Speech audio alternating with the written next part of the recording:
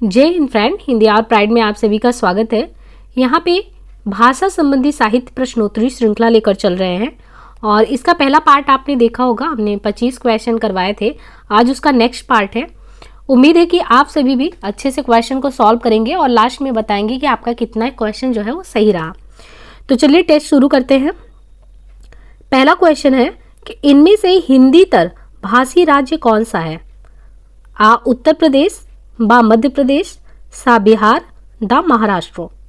तो आपको बताना है कि इनमें से हिंदीतर भाषी राज्य कौन सा है। उम्मीद है कि आपने उत्तर बिल्कुल सही कहा होगा, सही लगाया होगा उसका आंसर सही। यहाँ पे देखिए, इसका उत्तर होगा महाराष्ट्र। हिंदीतर भाषी राज्यों में महाराष्ट्र आता है, बाकी सभी हिंदी के अंदर ही जो है उत्तर प्रदेश है, मध्य प्रदेश है, बिहार है, ये सब हिंदी भाषी राज्यों में आते हैं। नेक्स्ट क्वेश्चन, संविधान के अनुच्छेद 343(2) जो क्लॉज 2 है, 343 क्लॉज 2, उसके अनुसार संघ सरकार के कार्यों में अंग्रेजी का प्रयोग जारी रखने की व्यवस्था कब तक के लिए की गई है? आ 26 जनवरी 1950, बा 25 जनवरी 1964, सा 14 सितंबर 1950, दा 26 जनवरी 1965। उम्मीद है कि आपने बिल्कुल उत्तर सही लगाया होगा। इसका उत्तर होगा 25 जनवरी 1964। जी हाँ फ्रेंड्स, ये 25 जनवरी 1964 ही वो दिनांक था जिसको ये निर्धारित किया गया था संविधान के अनुच्छेद 343 क्लॉज 2 के अनुसार कि संघ सरकार के कार्यों में अंग्रेजी का प्रयोग जो है जारी रखा जाएगा। इसके बाद हिंदी के बारे में बोला गया था, लेकिन वो चीज़ लागू नहीं हुआ और आज भी हम देखते हैं ज़्यादातर जगहों पे अंग्रेजी का प्रयोग बहुतायत में देखने को मिलता है। नेक्स्ट क्वेश्चन पे मूव करें। हिंदी में किस भाषा के अर्थ में पहले साधु भाषा, टकसाली भाषा तथा परिनिष्ठित भाषा का प्रयोग होता था? आ ब्रज भाषा, बा खड़ी बोली हिंदी, सा मानक भाषा, दा जन भाषा। तो फ्रेंड्स, हिंदी में कौन सी ऐसी भाषा के अर्थ में साधु भाषा, टकसाली भाषा, परिनिष्ठित भाषा का प्रयोग होता था? उम्मीद है कि आपने बिल्कुल उत्तर सही लगाया होगा। उत्तर सा मानक भाषा बिल्कुल सही है। मानक भाषा वो भाषा है जिसका अर्थ पहले साधु भाषा, टकसाली भाषा और परिनिष्ठित भाषा का प्रयोग होता था इसमें। नेक्स्ट क्वेश्चन है, निम्नलिखित काव्य पंक्तियां किस कवि की हैं? काव्य पंक्तियों के बारे में है। जामे रस कछु होत है, पढ़त तही सब कोय, बात अनूठी चाहिए, भाषा को दोय। भाषा को होय, ये पंक्तियां किसके द्वारा है? आ भारतेंदु हरिश्चंद्र, बा सत्यनारायण कविरत्न, सा जगन्नाथ दास रत्नाकर, डा मैथिली सरल गुप्त। तो आपको इसका उत्तर बताना है और इसका उत्तर अगर आपने भारतेंदु हरिश्चंद्र लगाया है तो बिल्कुल सही उत्तर आपने लगाया है।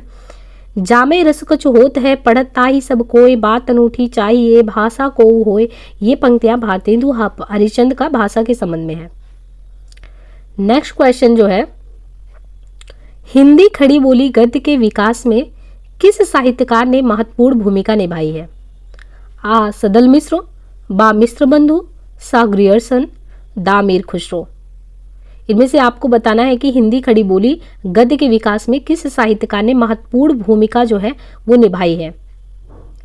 उम्मीद है कि आपने उत्तर बिल्कुल सही लगाया होगा। उत्तर है सदल मिश्र।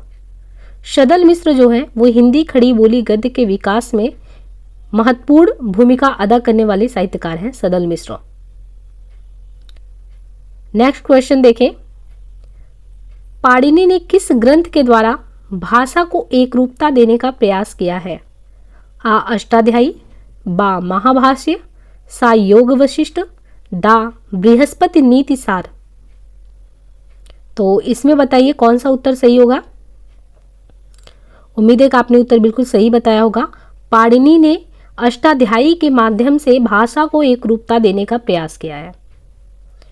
नेक्स्ट क्वेश्चन, पुरानी हिंदी को किस भाषा का समानार्थक माना गया है?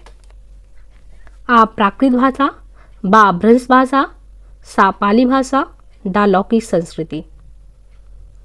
उम्मीद है कि बिल्कुल आपने उत्तर सही लगाया होगा। पुरानी हिंदी को जो है अपभ्रंश भाषा का समानार्थक माना गया है। किसका? अपभ्रंश भाषा का समानार्थक माना गया है। नेक्स्ट क्वेश्चन देखिए, पश्चिमी हिंदी का उद्भव किस अपभ्रंश से हुआ है? जो पश्चिमी हिंदी है उसका उद्भव किस अपभ्रंश से हुआ है? ऑप्शन आ सौरसेनी, बा मागधी, सा अर्धमागधी, दा पैसाची। तो इसमें से बताइए फ्रेंड्स, पश्चिमी हिंदी का उद्भव किस अपभ्रंश से हुआ है? यदि आपने उत्तर आ सौरसेनी क्लिक किया होगा तो ये बिल्कुल ही सही है। सौरसेनी ही जो पश्चिमी हिंदी के उद्भव में कारगर रहा है। पश्चिमी हिंदी का जो उद्भव है वो सौरसेनी से ही हुआ है। नेक्स्ट क्वेश्चन, पूर्वी हिंदी की बोलियां अपभ्रंश के किस रूप से विकसित हुई हैं? तो जो पूर्वी हिंदी है उसकी बोलियां अपभ्रंश के किस रूप से विकसित हुई हैं? आ मागधी, बा अर्धमागधी, सा सौरसेनी, दा पैसाची। तो यहाँ पे क्वेश्चन फिर से पढ़िए, पूर्वी हिंदी की जो बोलियां हैं वो अपभ्रंश के किस रूप से विकसित हुई है? तो उम्मीद है आपने उत्तर सही लगाया होगा। उत्तर है अर्धमागधी। जो पूर्वी हिंदी की बोलियां हैं वो अर्धमागधी अपभ्रंश से विकसित हुई है। नेक्स्ट क्वेश्चन देखिए, भाषा विज्ञान के किस खंड में पद से वाक्य बनाने की प्रक्रिया का वर्णनात्मक, तुलनात्मक तथा ऐतिहासिक दृष्टि से अध्ययन होता है? पद विज्ञान, बा ध्वनि विज्ञान, सा वाक्य विज्ञान, दा अर्थ विज्ञान। तो इनमें से आप कौन सा उत्तर चुन रहे हैं? अगर आपने उत्तर वाक्य विज्ञान चुना है तो फिर सही है। भाषा विज्ञान के किस खंड में पद से वाक्य बनाने की प्रक्रिया का जो वर्णनात्मक, तुलनात्मक तथा ऐतिहासिक दृष्टि से वर्णन होता है वो है वाक्य विज्ञान। नेक्स्ट क्वेश्चन, पाली प्राकृत भाषाएं किससे विकसित हुई हैं? जो पाली प्राकृत भाषाएं हैं वो किससे विकसित हुई हैं? आ लौकिक संस्कृति, बा पुरानी हिंदी, सा सौरसेनी, दा वैदिक संस्कृति। तो पाली प्राकृत भाषाएं किससे विकसित हुई हैं? पाली प्राकृत जो भाषाएं वो विकसित हुई हैं वो किससे विकसित हुई हैं? तो पाली प्राकृत की जो शुरुआती बात करें तो हम वैदिक, लौकिक किस तरीके से आगे बढ़ते हैं, तो यहाँ पे पाली प्राकृत भाषाएं जो विकसित हुई हैं वैदिक संस्कृति से। भाषा के संदर्भ में महात्मा गांधी ने किसका समर्थन किया था? हिंदी, बा हिंदुस्तानी, सा हिंदुई, दा उर्दू।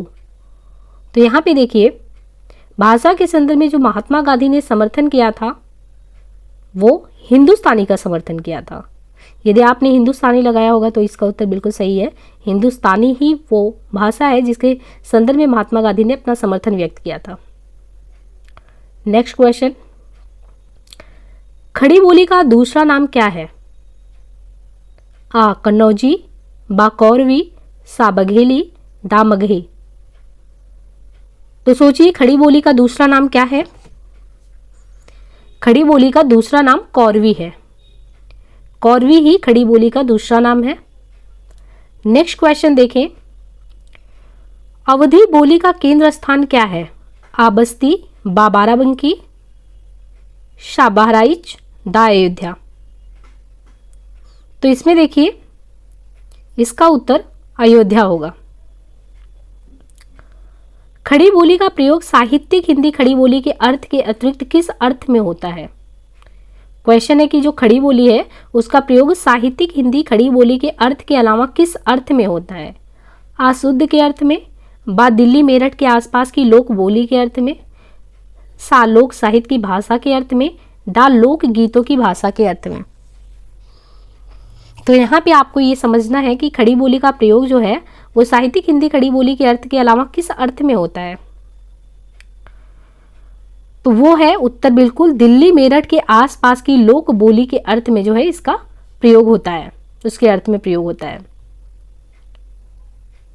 अपभ्रंश को पुरानी हिंदी कहने वाले पहले लेखक कौन थे? तो प्रथम लेखक अपभ्रंश को पुरानी हिंदी कहने वाले इनमें से कौन है? आ चंद्रधर शर्मा गुलेरी, बा रामचंद्र शुक्ल, सा जॉर्ज ग्रियर्सन, दा शिव सिंगर। तो ध्यान से क्वेश्चन को पढ़िए कि अपभ्रंश को पुरानी हिंदी कहने वाले लेखक इनमें से कौन है? उत्तर है चंद्रधर शर्मा गुलेरी। नेक्स्ट क्वेश्चन, अपभ्रंश के प्रथम महाकवि कौन थे? अपभ्रंश के प्रथम महाकवि कौन थे? आ हेमचंद्र, बा स्वयंभू, सा जोगेंदु, डा रामचंद्र। तो अपभ्रंश के प्रथम महाकवि कौन थे? उम्मीद है आपने इसका उत्तर बिल्कुल सही दिया होगा। अपभ्रंश के प्रथम महाकवि के रूप में हम स्वयंभू को जानते हैं। तो अपभ्रंश के प्रथम महाकवि थे स्वयंभू। नेक्स्ट क्वेश्चन, राजभाषा अधिनियम कब पारित किया गया था? आ सन 1963, बा सन 1961, सा सन 1964, डा सन 1962।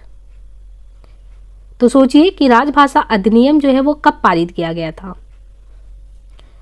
उम्मीद है आपने बिल्कुल सही उत्तर दिया होगा। जो राजभाषा अधिनियम है वो सन 1963 में पारित किया गया था। नेक्स्ट क्वेश्चन पे मूव करते हैं। राजभाषा अधिनियम में संशोधन कब हुआ? आ सन 1960 में, बा सन 1967 में, सा 1965 में, डा 1969 में।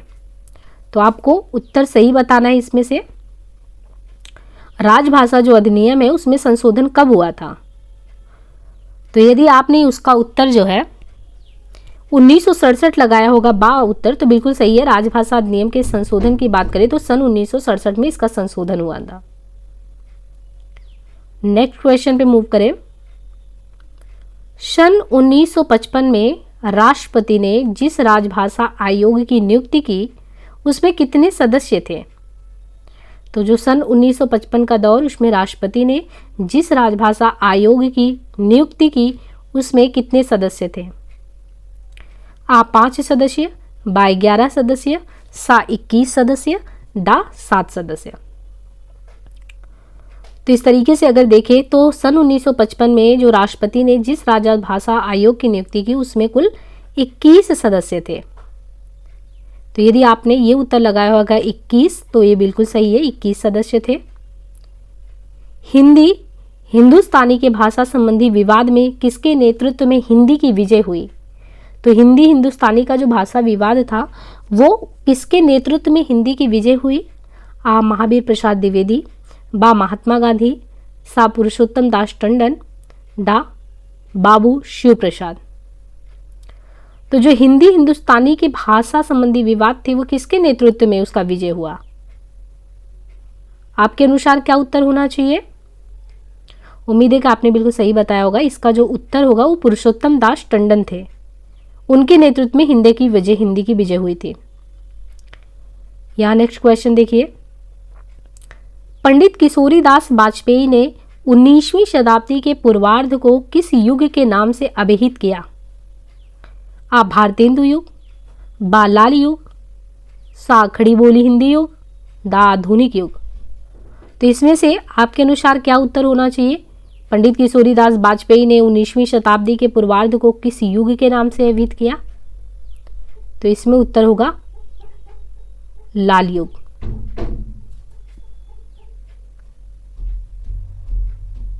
किस शताब्दी को हिंदी का प्रचार युग कहा जाता है? किस शताब्दी को हिंदी का प्रचार युग कहा जाता है?